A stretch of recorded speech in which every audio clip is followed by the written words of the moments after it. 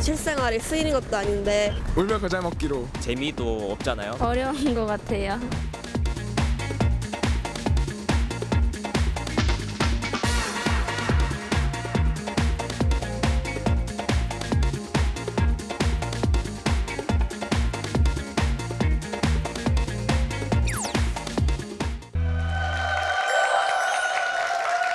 안녕하세요. 수포자 예방 프로젝트 수다하게 오신 걸 환영합니다.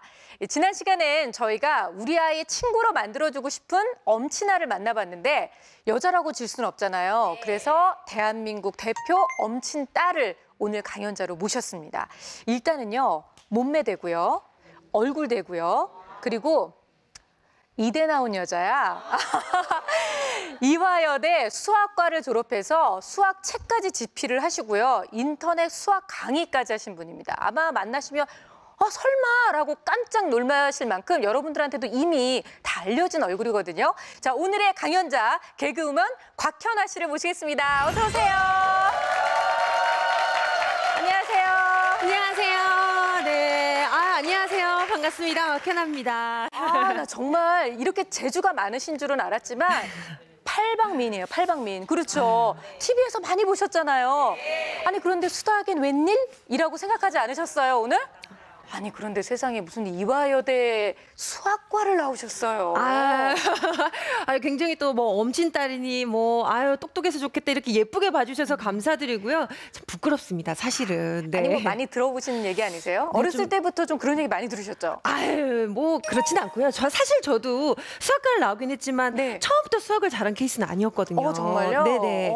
그래서 나중에 좀 노력으로 수학을 좀 더 사랑하게 되고 좋아한 케이스라 제가 어떻게 수학을 잘하게 됐는지 여러분들께 그 노하우를 좀 전달해 드릴 수 있을 것 같아요. 저는 정말 많은 분들을 만나봤지만 수학을 사랑한다고까지 표현하기는 제가 며칠 전에 무슨 강연을 듣다가 수학은 아름다운 것입니다라고 얘기를 듣고 충격을 먹었었거든요. 네. 그런데 정말 수학이 진짜 그렇게 아름답게 느껴지기까지 하세요? 그럼요. 아름답죠. 네. 오늘 그 노하우를 저희도 배울 수 있는 거죠? 그럼요. 제 강의를 듣고 나시면 참 사랑에 빠진 것 같다라고 오늘 느끼실 겁니다. 네. 그러면 우리 곽현아 씨의 강연 일부 먼저 만나보도록 하죠. 큰 박수 보내주세요.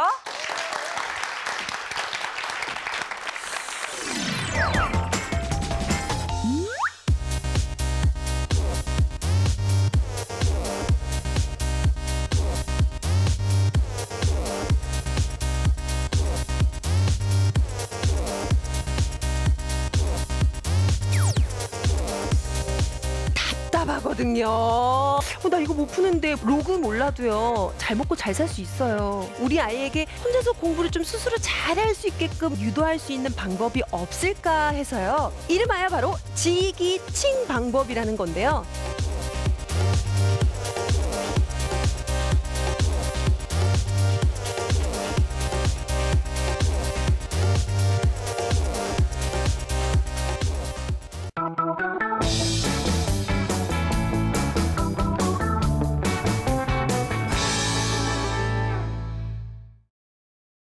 네, 안녕하세요. 곽현아입니다.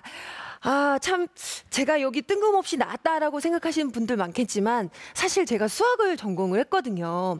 그럼 수학을 왜 전공을 했어요? 라고 정말 질문들을 많이 해주세요.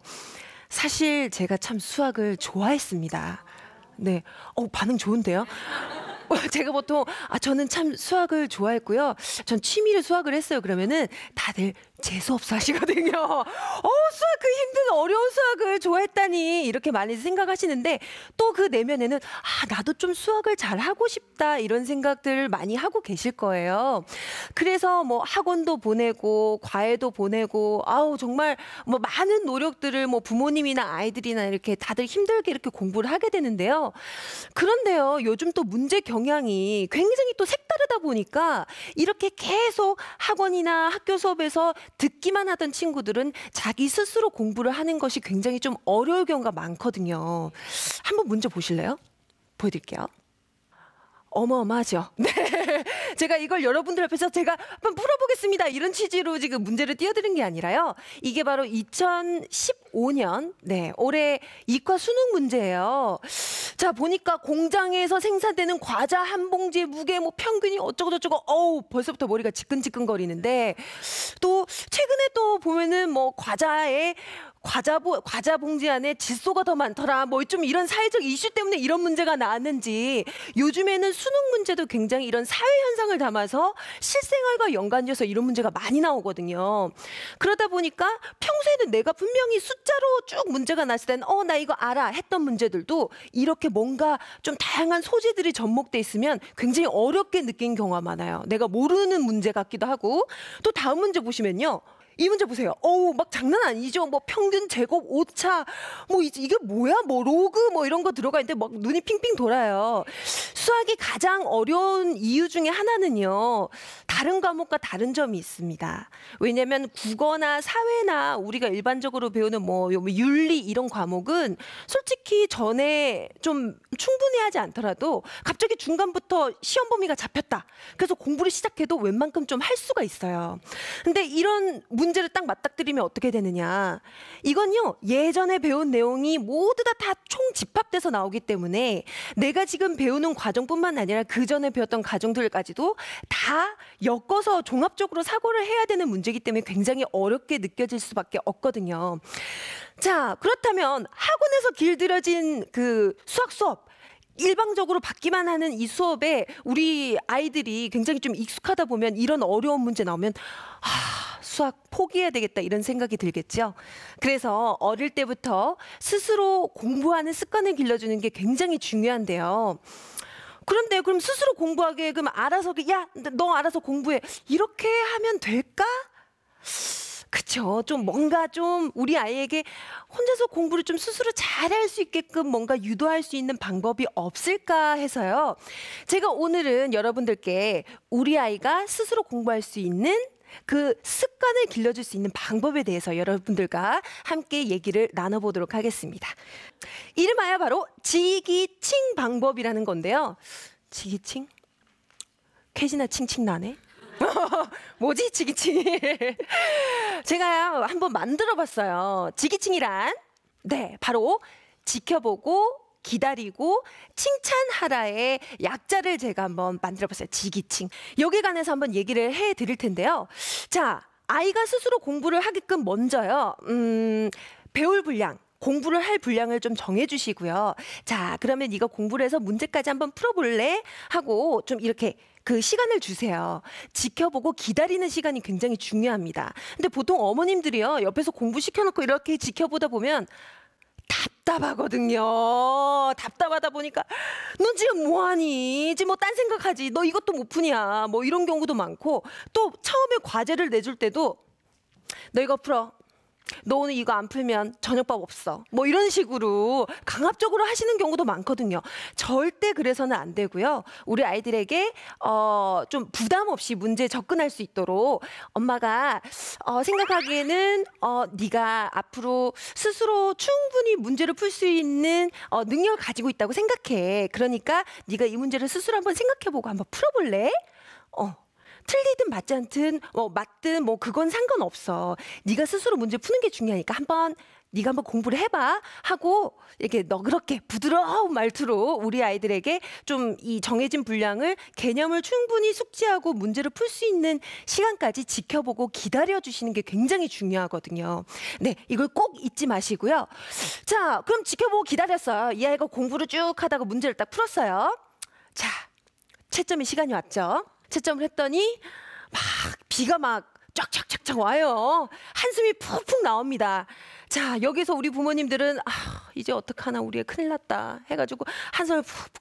근데 이것도 못해 이렇게 구박하는 게 아니라 자, 풀든 풀지 못했든 공부를 끝 마쳤든 끝 마치지 못했든 일단 우리 아이가 시도하고 그리고 자기가 뭔가를 하고 있다, 뭔가 애를 썼다는 점에 대해서 칭찬해 주시는 게 굉장히 중요해요. 왜냐하면 결과만 가지고 맞았어요, 잘했어요, 틀렸어, 너 왜 이렇게 못했어 이러는 순간 아이들이 자기가 틀린 것에 대한 두려움이 있기 때문에 엄마 앞에서 거짓말을 하게 돼요. 나 뭐 나 사실 이거 알아 뭐 이런 식으로, 안 그러면 정답을 보고 뭐 베껴놓고 나서 나 이거 아는 문제하고 넘어가고 이런 식으로 부모를 속이는 경우가 굉장히 많거든요. 그게 중요한 게 아니라 맞든 맞지 않든 네가 이렇게 공부를 스스로 하려고 시도했구나, 이런 과정이 굉장히 중요하기 때문에 결과보다 과정이 중요했음을 우리 아이들에게 칭찬을 통해서 한 번 더 자신감을 좀 북돋아주는 게 굉장히 중요하거든요. 자, 그러면요, 지크부 기다리고 칭찬까지 했어요. 그 결과에 따라서 우리가 한번 우리 아이의 대책을 좀 세워줘야 됩니다. 자, 뭐 개념 이해도 다 했어요. 그 문제를 쫙 풀고 나서 문제를 어떻게 풀었는지 설명을 딱 들어보니까 알아요. 그러면 너무나도 고맙죠. 근데 보통은 그렇지 않은 경우가 대단히 많거든요. 그래서 제가 4가지 부류로 나눠봤는데요. 자, 개념 이해는 우리 아이가 충분히 했어요. 설명하는 걸 난 이렇게 생각해서 문제를 풀었어요 라고 해서 들어보니까 개념은 알아. 그런데 문제도 나 이거 어떻게 푸는지 알았는데 에이, 계산 실수해서 틀렸어요. 이런 경우가 있을 수 있겠죠. 자, 이런 경우에는 아유 그래 계산 실수했으니까 다음에는 꼭 맞추렴 하고 넘어가시면 안 돼요. 절대 안 돼요. 왜냐면 이 초등학교 때에 이 깔끔하게 수학 문제를 푸는 습관이 길어지지 않으면요, 중고등학교 때 올라가서 이 사소한 이 사칙 연산 문제 때문에 아쉽게 문제를 틀리는 경우가 굉장히 많아요.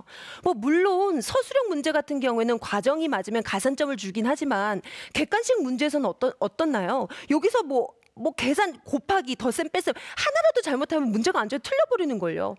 그러면 의미가 없잖아요. 어릴 때부터 우리 아이가 깔끔하게 아주 정확하게 사칙 연산을 제대로 할 수 있는 습관을 길러주셔야 돼요.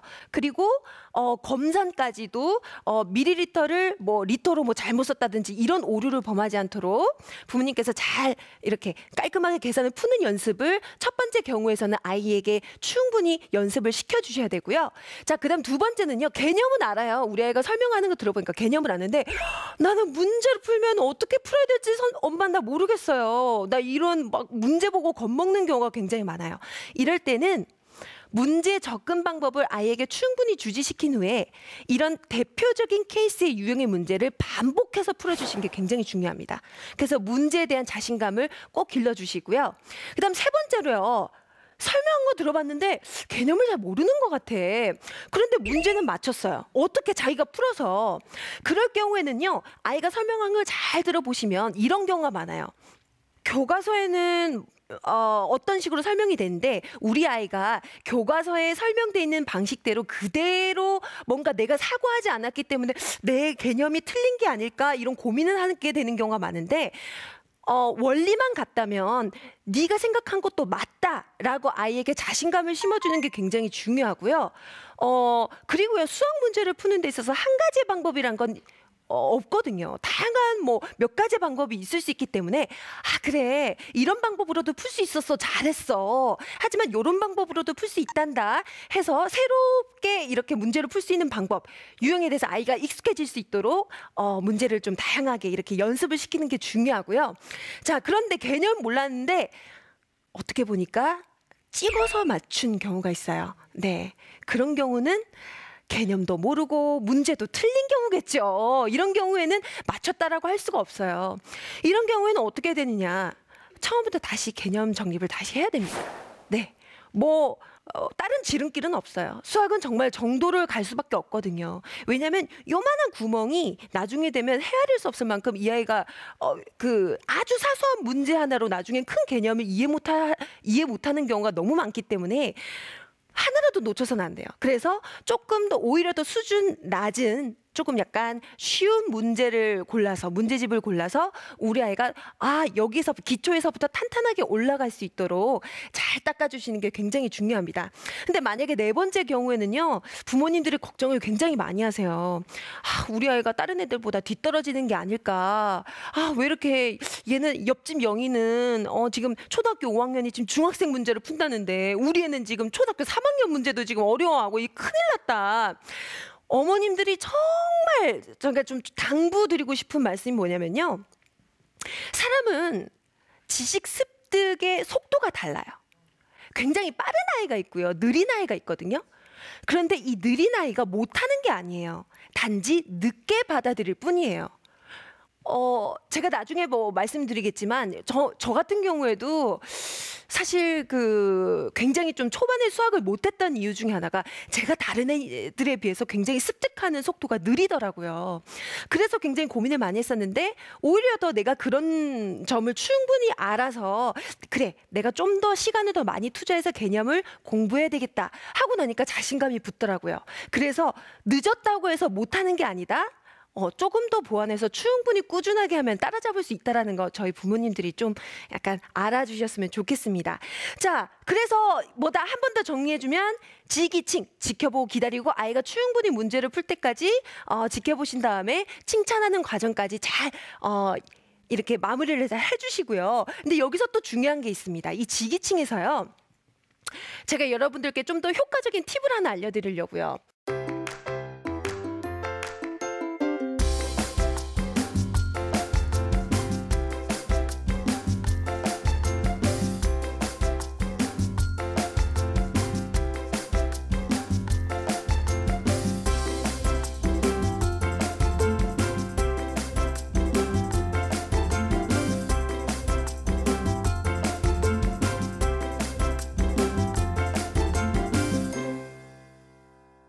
가장 효과적인 공부 방법에 대해서 우리가 한번 얘기를 나눠볼게요. 예를 드릴게요. 자, 네, 한 번만 공부하는 방법. 그 다음에 두 번째, 반복해서 시간을 두고 반복해서 공부하는 방법. 그리고 세 번째, 시험을 중간중간 치면서 공부하는 방법. 네 번째, 마인드맵, 커다란 주제가 있으면 소주제로 나누고 이런 식으로 뭔가 하나의 가지치기 그림을 만들어서 마인드맵으로 공부하는 방법.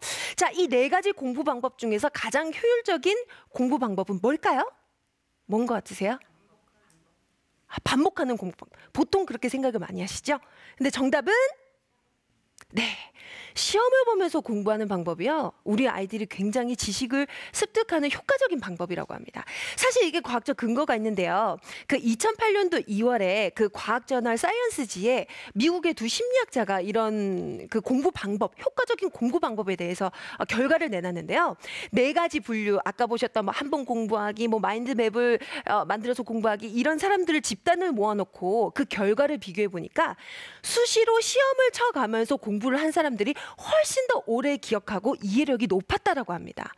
이게 왜 그러냐면 계속 반복적으로 공부하는 방법은요. 계속 제가 지식을 넣기만 해요. 네. 그런데 중간중간 내가 한번 공부하고 또 시험을 한번 쳐보면서 공부하고 또 몰랐던 점 다시 공부하고 또 시험을 또 다시 쳐보고 이런 식으로 반복적으로 공부하는 방법은 내가 습득한 지식을 한 번 더 꺼내서 이런 뇌를 좀 더 애써서 나의 가지고 있는 지식을 꺼내보는 과정이 들어가기 때문에 훨씬 더 오랫동안 그리고 잘 이해할 수 있는 공부 방법이라고 합니다. 그래서 뭐다? 시험 보기. 네, 일명 이것을 테스팅 이펙트라고 하는데요. 시험 효과라고 하거든요. 네, 이 점 굉장히 좀 많은 도움이 될 것 같아요. 반복 학습보다는 뭐다? 반복 시험을 통해서 내가 머릿속에 넣은 것을 한 번 더 끄집어내는 과정. 이게 굉장히 중요하다는 거 잊지 마시기 바랍니다. 자, 그런데요. 여기에도요. 좀 더 효과적으로 할 수 있는 한 가지 팁을 더 알려드릴게요. 소크라테스의 삼파술이라는 얘기 한 번쯤 들어보셨을 거예요. 어머님들은 삼파라는 용어에 대해서 좀 아실 텐데 아이들은 알까요? 삼파 알아요? 삼파, 아이 이렇게 낳을 때 옆에서 힘줘! 힘주세요! 다 나왔어, 다 나왔어! 조금만 하면 돼! 자, 심호흡! 이런 식으로 옆에서 이렇게 격려를 막 하죠. 그러면은 아이가 숭! 이렇게 잘 낳게 해주는 그런 옆에서의 도와주는 역할을 하시는 분이 바로 이 삼파시잖아요. 소크라테스는 이 제자들과 이런 대화법을 통해서 제자들의 지식을 조금 더 자신의 것으로 만들 수 있는 방법을 만들었다고 합니다. 이건 뭐지? 저는 이렇게 생각하는데요? 그럼 이건 뭔가? 이런 식으로 대화를 이끌어내면 자기가 가지고 있는 지식을 좀 더 많이 끄집어낼 수 있는 대화의 방법이라는 거죠. 그래서 결론적으로 말씀드리면 우리가 지기칭이란 것을 통해서 우리 친구들이 스스로 공부를 한 결과가 딱 나왔다. 그러면 그 결과에 대해서 어떤 식으로 우리 친구들이 습득을 다시 한 번 더 공부를 해줘야 되느냐. 부모와 함께 대화를 나누듯이 소크라테스의 문답법을 이용하면서 스스로 자기 틀린 문제에 대해서 틀린 개념에 대해서 주관식 서술형으로 테스팅 이펙트, 시험 효과를 이용하면서 공부를 하는 방법. 굉장히 효과적으로 스스로 공부를 할 수 있는 방법이 되도록 하겠습니다. 자, 결론적으로 이 지기칭, 지켜보고 기다리고 칭찬하라는 이 방법은요, 얘기를 듣다 보면 우리 아이들이 공부를 할 때 뭔가 주눅 들어서 이렇게 주입식으로 공부를 하는 게 아니라 자기 스스로 아우 재밌어. 뭔가 좀 이건 이렇게 공부해야 될 것 같아. 이런 좀 의욕을 가지고 하는 공부 방법인 것 같잖아요. 이렇게 자신감을 심어주는 공부 방법이 굉장히 중요한데요. 저 얼마 전에 TV 보고 깜짝 놀랐거든요. 한번 보실래요? 일명 그 노벨상 거리라고요. 이게 비석이에요. 그 노벨상을 받으신 분의 어떤 비석이 쫙 보면은 이렇게 이스라엘에 쫙 나열이 돼 있대요. 저도 아직 노벨상 거리는 못 가봤는데 꼭 가보고 싶어요. 바로 이 거리가 뭘 의미하느냐? 여러분 아실 거예요. 전 세계 인구의 0.2%밖에 차지하지 않지만 우리 노벨상의 23%가 바로 이 민족에게 돌아갔죠? 유대인. 네, 유대인의 노벨상 거리입니다. 네, 정말 대단한 것 같아요. 이런 소수민족이 어떻게 이렇게 그 노벨상을 많이 받았을까? 유대인 못지않게 우리나라도 교육률이 그렇게 뛰어난데 왜 우리나라는 이렇게 되지 않을까? 굉장히 큰 교육 방법의 차이가 있더라고요. 그 TV를 보는데 아이들이요, 수업 시간에요, 막 전투적이에요. 제가 얘기할게요. 뭐 막 이런 식으로. 그래서 저희 보통 그 수업 시간에 보면 애들이 다 이렇게 나한테 질문하면 어떡하지? 막 이렇게 고개를 숙이고 있잖아요. 막 선생님과 눈 안 마주치려고 그러고 막. 근데 유대인들은 저요. 근데 그 아이들이요, 틀리든 맞든 그게 중요한 게 아니에요. 자기 생각을 무조건 이렇게 얘기한다는 거, 그리고 나의 궁금증을 선생님과 아이들과 교환한다는 게 굉장히 중요하거든요. 자, 그래서 우리 아이들에게 이게 뭘까? 왜? 이런 의문에 대해서 자연스럽게 스스럼 없이 자신감 있게 발표할 수 있는 분위기를 우리 부모님들께서 만들어 주신다는 거, 이게 바로 포인트가 되겠습니다. 꼭 잊지 마시기 바랍니다. 지기칭. 네, 이것으로 1부 강의를 마치겠습니다.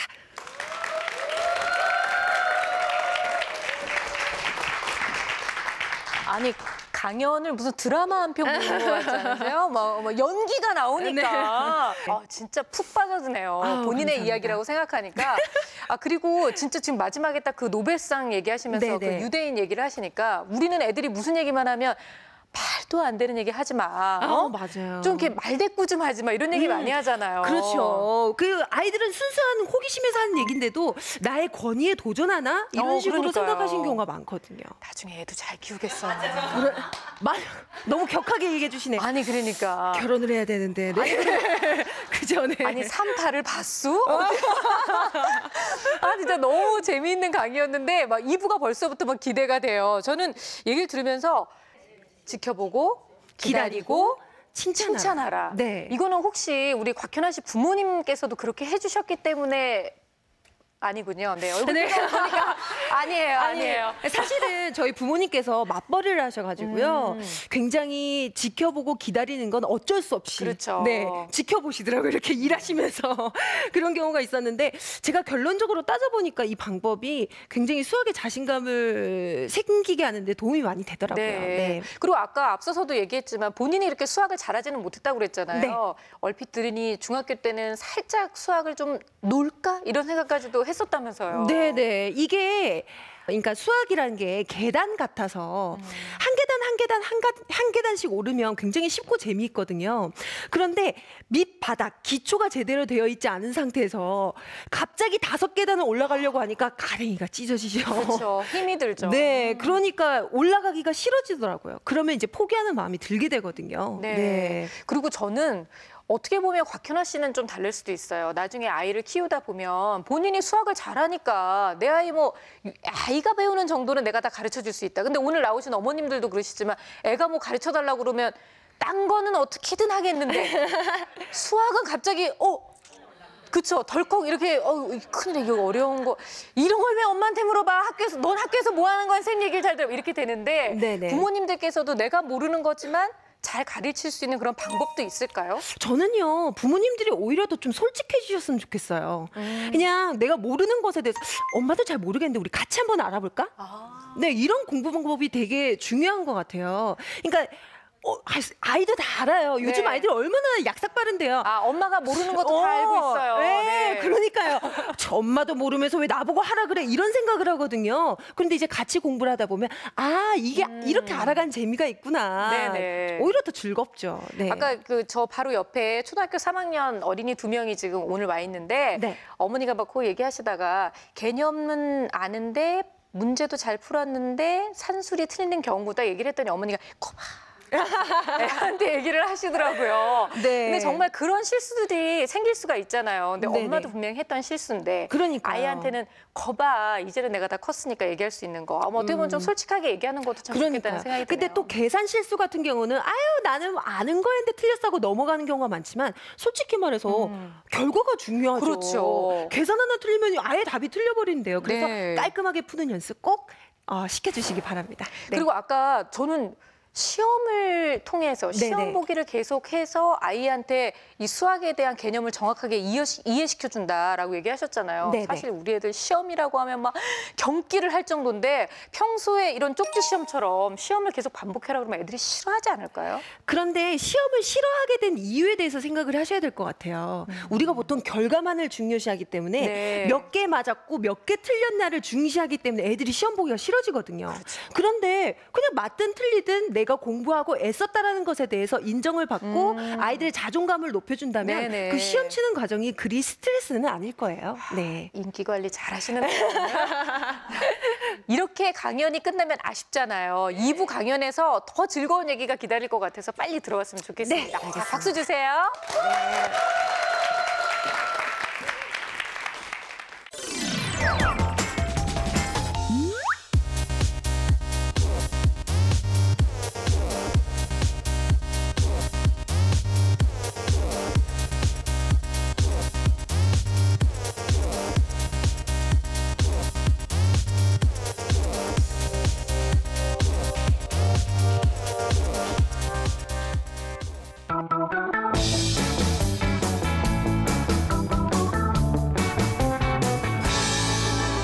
자, 지기층을 좀 더 효과적으로 우리 아이들에게 적용할 수 있는 구체적인 어떤 팁이 없을까 해서 제가 2부 내용을 한번 꾸려봤거든요.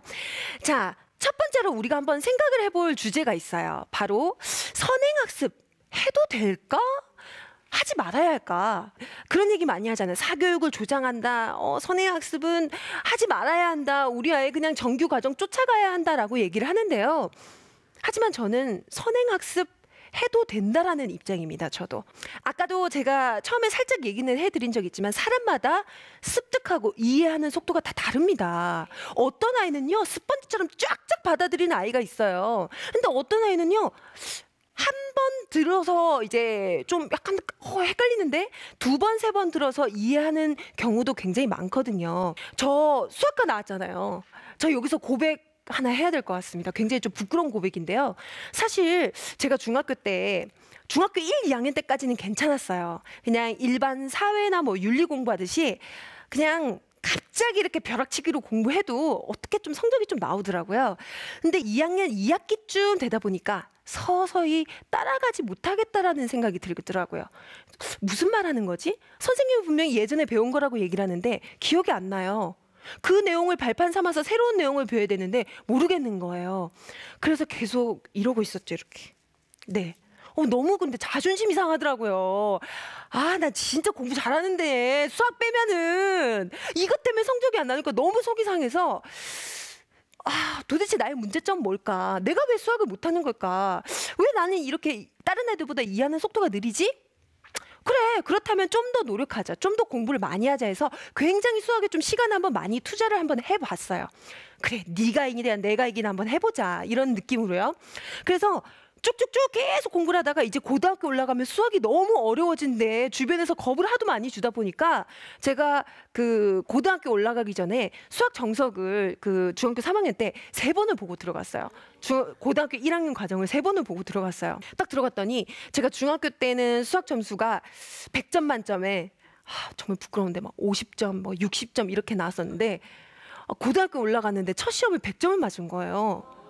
중학교 때보다 훨씬 더 어렵다는 고등학교 수학이 100점이 나왔는데 너무 기쁘더라고요. 너무 행복하더라고요. 그동안의 노력이 보상을 받은 것 같고. 그래서 내가 딱 보니까 내가 다른 아이들보다 좀 더 느리구나. 근데 느리다는 건 내가 못하다라는 게 아니에요. 다 달라요. 그래, 느리면 내가 더 노력하면 되지. 그래서 훨씬 더 많이 공부를 했어요. 그러니까 수학을 잘하게 되고 또 실력이 오르니까 재밌고 더 그래서 또 더 공부하게 되고 이런 아주 선순환을 하게 되더라고요. 그러니까 사람마다 이렇게 습득하는 속도가 다르다는 점을 생각했을 때 선행학습 뭔가 해도 되지 않을까 이런 생각이 드실 텐데요. 과학적 근거도 있습니다. 한번 볼까요? 자, 칙센트미하이 교수의 플로우 이론이라는 게 굉장히 어려워 보이는 것 같지만 사실 이 칙센트미하이라는 이분이요. 굉장히 미국에서 유명한 교육 심리학자인데요. 이분께서 플로우라는 책을 쓰셨어요. 플로우가 한국말로 번역을 하면 몰입이라고 한대요. 몰입. 자, 몰입. 우리 어떨 때 몰입하나요? 정말 재밌는 드라마 볼 때 마늘 까다가도 마늘 까는 거 잊어버리잖아요. 그렇죠?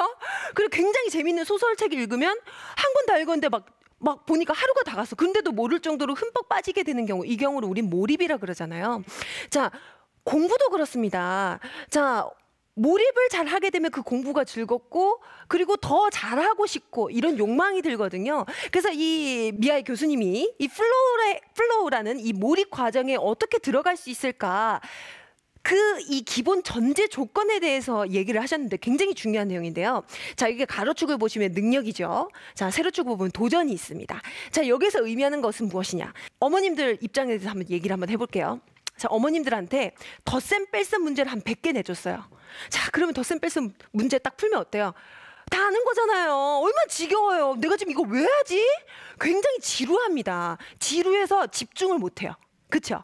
자, 그런데요. 우리한테 갑자기 제가 그 2015년 수능 문제 수리역량 문제를 떡하니 갖다 드렸어요. 그러면은 뭐야 이거 이러면서 막 갑자기 난감하고 어렵고 불안하고 초조하고 나 이거 못 푸는데 무력감에 나 자신감도 떨어지고 그래서 문제를 포기하고 싶어지죠. 몰입 못합니다. 즉 나의 수준보다 문제가 너무 수준이 낮거나 문제가 너무 높으면요 몰입을 할 수가 없어요. 아니 그렇다면 어느 정도 수준이 됐을 때 우리가 몰입을 잘 할 수 있을까요?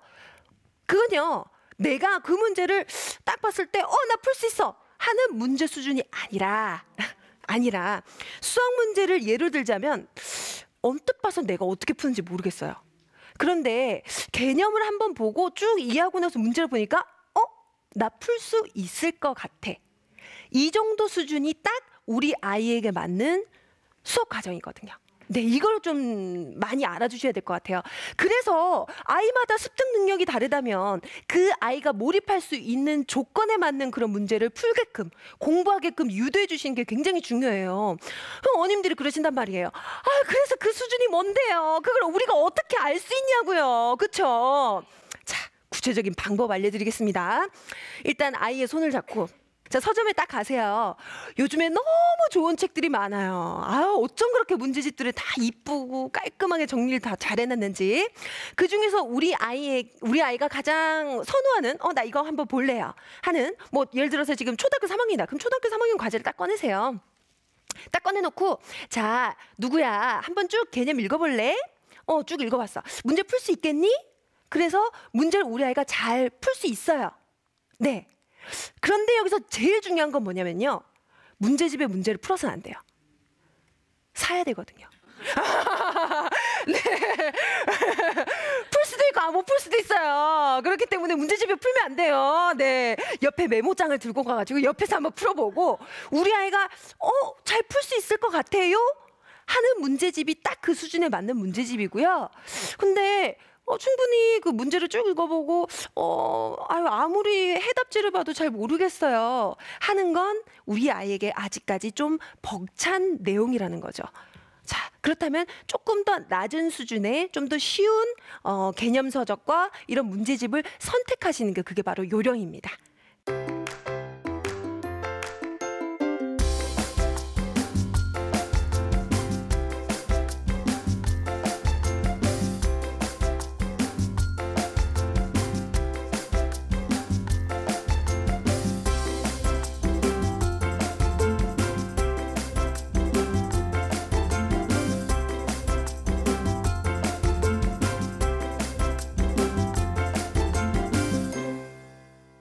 두 번째로 공부하는 방법에 대해서 얘기를 하자면 외국어 공부를 하듯 운동을 하듯이 공부해라.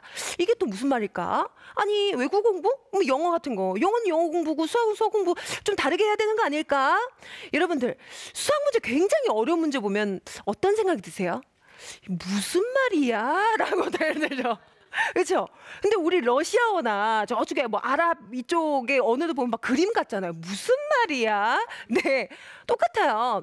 수학 문제는요, 우리 사회에서 일어나는 사회 현상과 인과관계를 복잡한 이런 사회 문제를 추상화, 간략화시켜서 기호화, 문자화시킨 게 바로 수학 문제거든요. 그래서 그 안에는 시그마니, 로그니, 인테그랄, 뭐 엑스니, 사인에스, 탄젠트 정말 처음 듣도 보다 못한 신세계 용어들이 잔뜩 나오기 마련이에요. 왜? 어떤 길다란 개념을 축약시켜서 간략화, 추상화시켰기 때문에. 그 영어도 어떻나요? 우리 영어도 처음에 보면 무슨 말이야 하지만 A, B, C, D부터 시작하죠?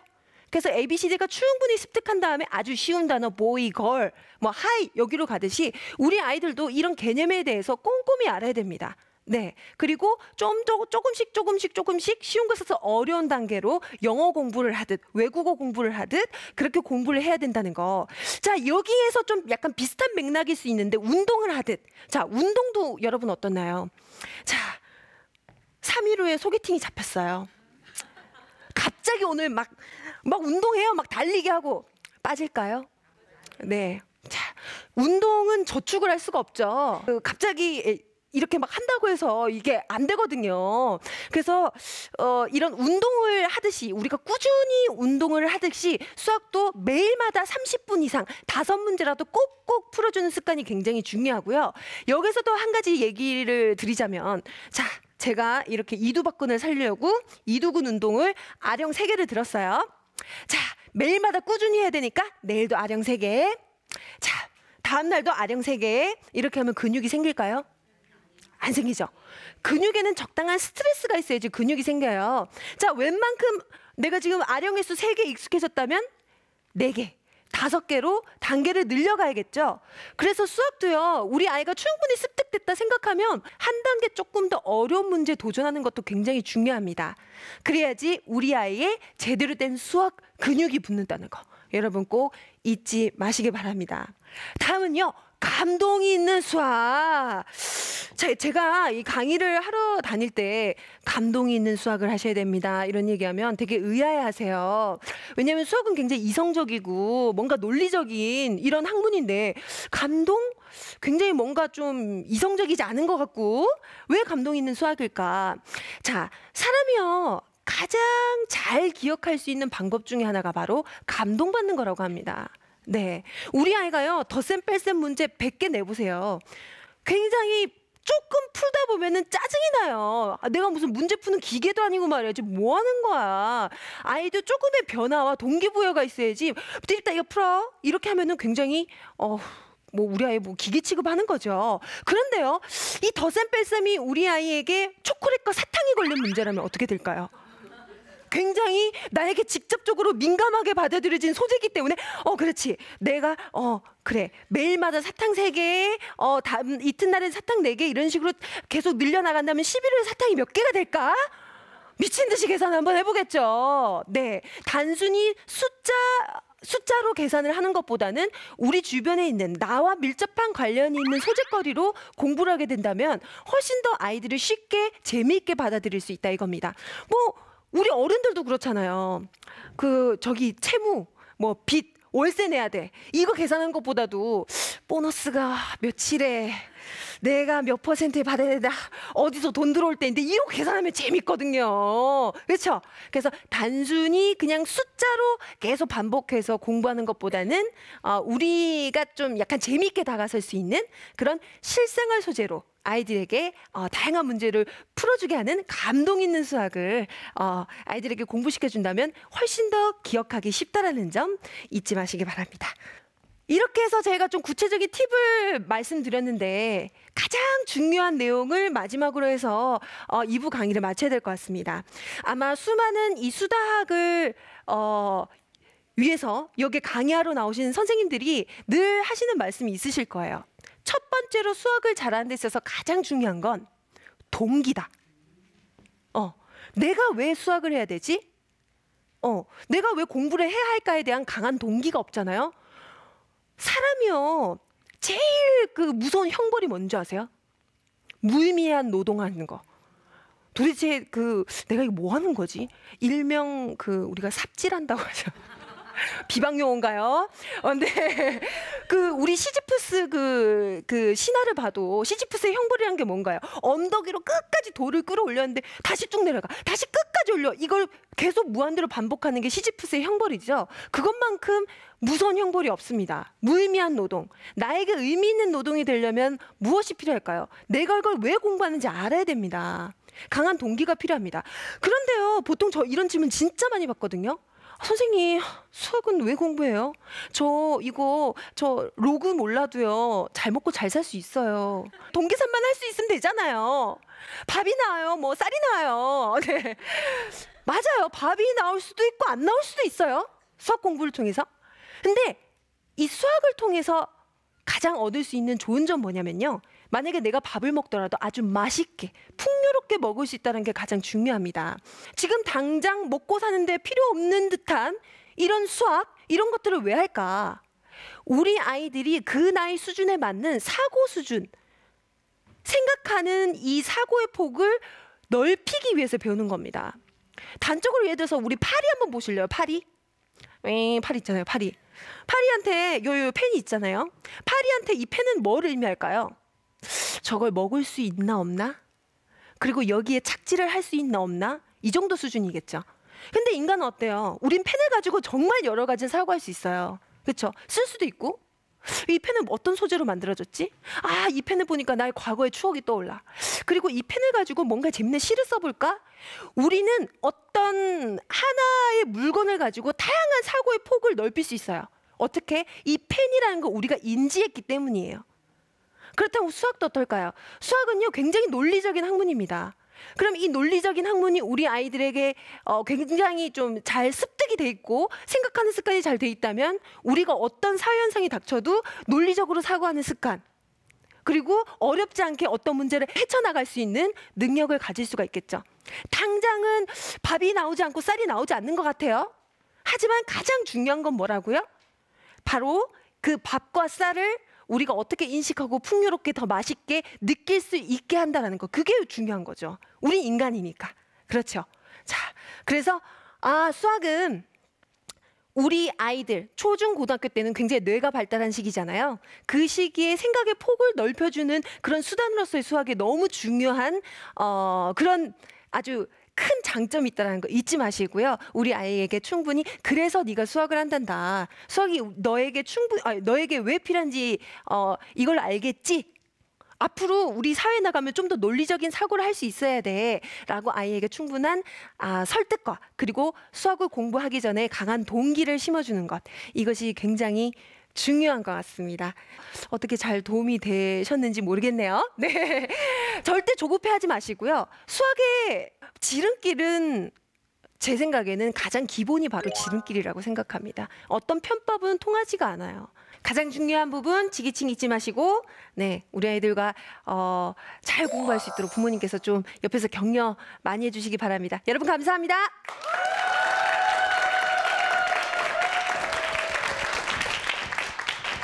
오늘 강연 너무 재밌으셨죠? 네. 그리고 정말 마지막에 이게 바로 감동인 것 같아요. 특별한 게 없습니다. 지름길이 없습니다. 오히려 정말 개념을 이해하고 기본만 따라가는 것이 오히려 지름길이라는 말씀이 네. 오늘 진짜 꼭 기억해 둬야 되는 얘기인 것 같아요. 아이들한테 막 정말 온갖 사교육으로 어떻게 하면 수학을 빨리 터득할 수 있는 방법, 막 이런 얘기 되게 많이들 하고 그런 노하우를 배우기 위해서 노력하는데 정말 중요한 건 기본에 있었네요. 그럼요. 기본이 돼 있어야지 무너지지 않습니다. 그러니까요. 네. 그리고 오늘 저는 또 그 생각했어요. 아까 수포자 우리 얘기했었는데 네. 그 얘기 하셨잖아요. 어떻게 보면 나는 좀 느린 사람이야 네. 라고 생각하고 포기할 뻔했는데 우리가 알고 있는 우리 주변에 너무 많은 수포자들이 어떻게 보면 느린 사람일 수도 있겠구나. 조금 느려서 그거를 못 기다려서 그냥 포기해버리는. 보람 있습니다. 이렇게 또 알아주시니 맞습니다. 이걸 네. 저만 이해하는 게 아니라 저도 집에 가서 실천을 해야 할 텐데 말이에요. 네. 아이한테. 일단 저희가 정말 제일 궁금했던 게 사실 전 그랬어요. 어른이 되고 나서 사실 수학과 나와도 별로 뭐 수학이 일상에서 도움되는 건 없죠? 이거 물어보려고 했는데 아까 다 말씀을 해주셔서 그래요. 우리가 좀 더 나은 그리고 뭔가 좀 풍요로운 삶을 살기 위해서는 수학이 이렇게 해서 필요하구나라는 걸 아이들한테도 꼭 한번 얘기해 줬으면 좋겠다는 생각이 들었어요. 저는 곽현아 씨의 재발견? 그렇죠. 앞으로 어디에서 봬도 너무 반갑고 너무 달리 보일 것 같아요. 자, 오늘 정말 멋진 강연해 주신 우리 곽현아 씨에게 큰 박수 부탁드립니다. 감사합니다. 네, 고맙습니다. 감사합니다. 네. 오늘은 참 많은 느낌을 좀 받게 된 것 같아요. 부모로서 지금 말씀하셨던 지기칭, 지켜보고 기다리고 칭찬하는 거. 정말 부모의 인내심이 내 아이를 잘 키울 수 있는 가장 좋은 교육 방법이 아닐까라는 생각을 해봤습니다. 자, 오늘 수다학 정말 즐거우셨죠? 네. 다음 시간에도 더 즐거운 소식으로 찾아오도록 하겠습니다. 저희 수다학에 함께 하시고 싶으신 분들은요. 아래 나가고 있는 주소를 통해서 방청 신청해 주시면 스튜디오에 직접 나오셔서 즐거운 강의 함께 하실 수 있습니다. 다음 주에 다시 뵙겠습니다. 감사합니다.